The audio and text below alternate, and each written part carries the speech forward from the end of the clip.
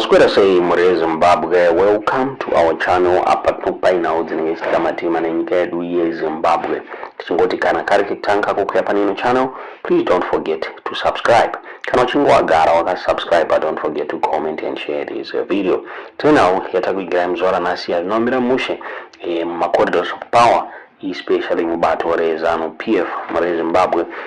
Rukunzi President Mnangagwa is worried now ya Obert Mpofu uyo Arkunzi he has deep-seated resentment of Mnangagwa, but Zimbabwe and Mpofu feels betrayed, and by the time yakaitwa coup he was the Home Affairs Minister and akabata basa ombe mukuneutralize support units on ichi actor Mure Zimbabwe now Zvatotanga araskwa and feels betrayed, and yedekana President Mnangagwa yava yekuendla Obert Mpofu uyo Arkunzi he is a fullest of my minds I own na Mnangagwa Mure Zimbabwe now inova yabuditswa na majaira jairo sashtora iye achiti one of the senior politicians who has a deep-seated resentment of Mnangagwa is Dr. Obert Mpofu.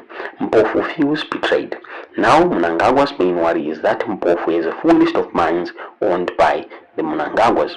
As such, their priority is to make Mpofu meet his maker.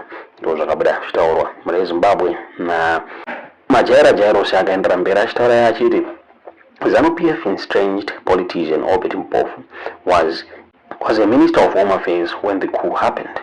One of his roles was to neutralize Chiwuri and police Zimbabwe in support of the men who would send Temba Mliswa to humiliate him. Surely there is no honor among thieves. To erase the evidence, especially about how much Obert Mpofu knows about the mines they own, most of which are in proxy names, they want the former Home Affairs Minister dead. If they could burn Solomon Mujuru alive, they can do anything for power.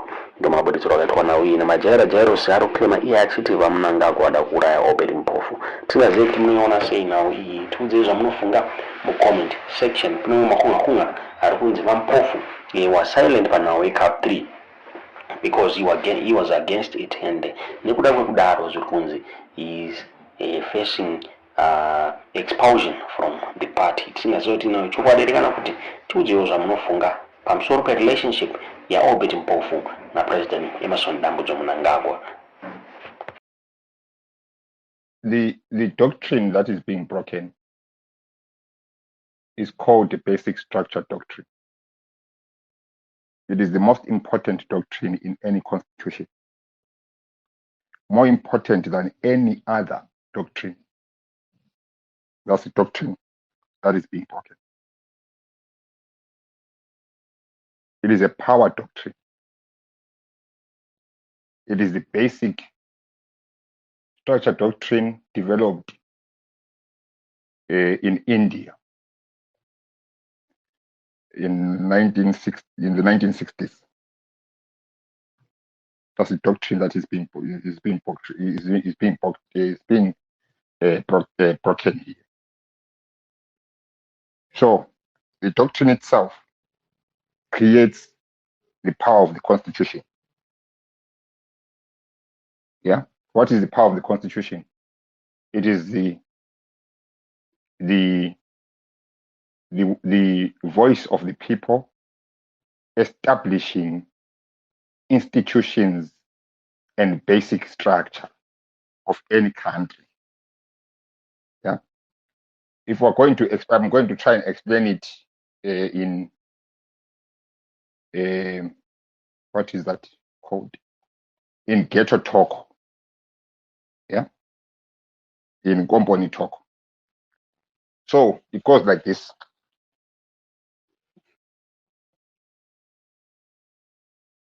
If the word of God is the word of the people, this is where you get the concept.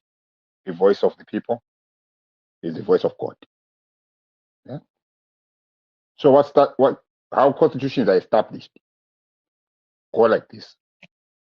Human beings gather with individual rights, natural rights.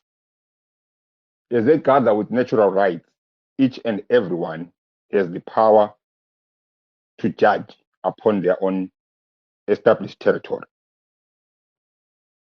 take it from, let's say, Darwin theory. We all were created. You can mix the Bible in there. We all were created. As we are created, we all are individual people living in a space of land as individual people.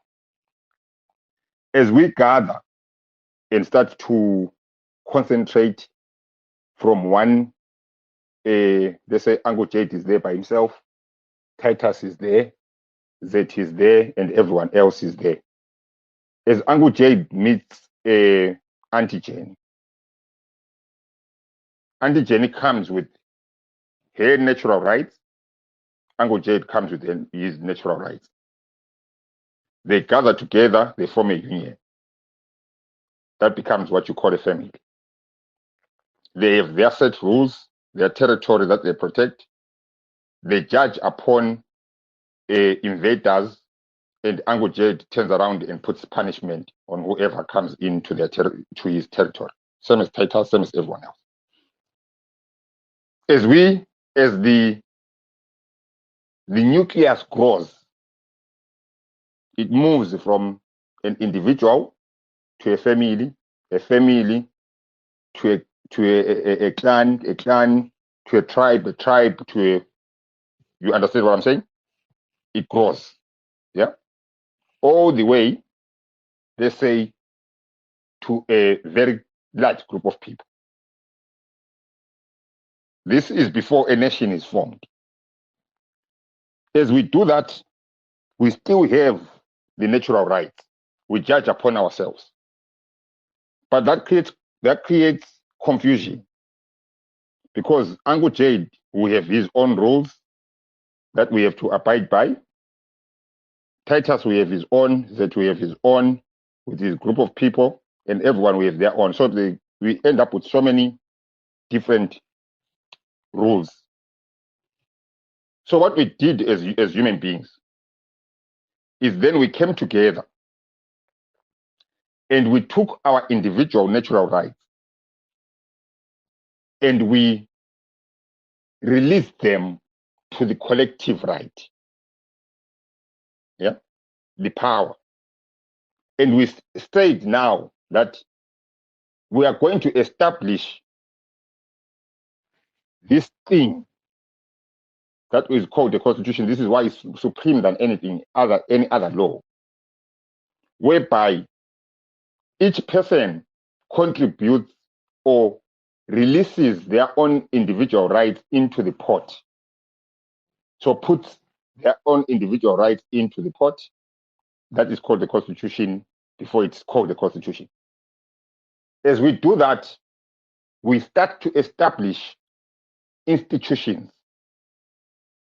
Before Uncle Jade would sit and become police to his little territory, a judiciary to his little territory, and all these other things. And collectively, we start to establish these things. This is why the voice of the people becomes the voice of God. We start to establish institutions. As we are establishing institutions, what we say with our mouth is materialized. Yeah, like God speaks, let it be light, and light is there. With us, we say, let us have government. And as government, we require 3 arms of government: executive, judiciary, legislature. And that is established. And as individual people, we start to feed into those entities.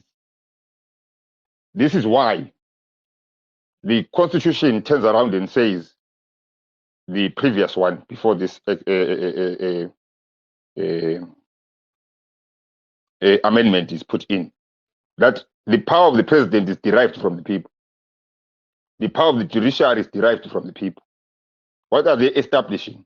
They are acknowledging the birth of an entity That is God. Yeah? That is the people.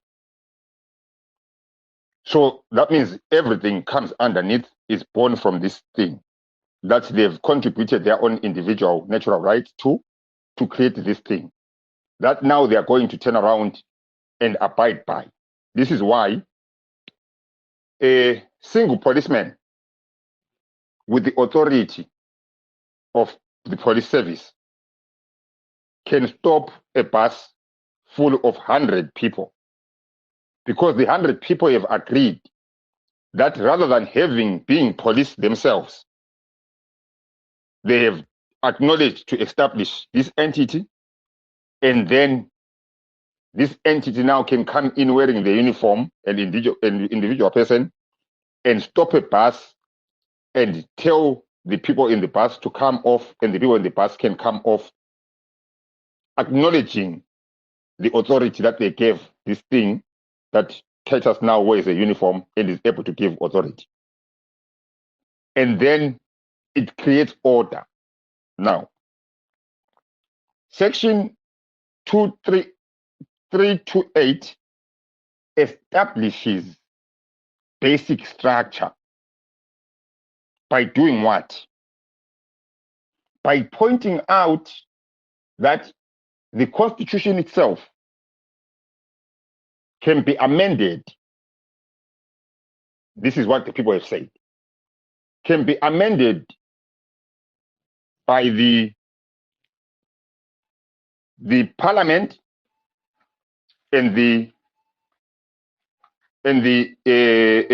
House of Senate in combination with the president. So you can amend the Constitution of Zimbabwe through that process. We have said that as people. And then we have turned around and said something very special that we have to acknowledge. I think that's where we miss every single time to understand.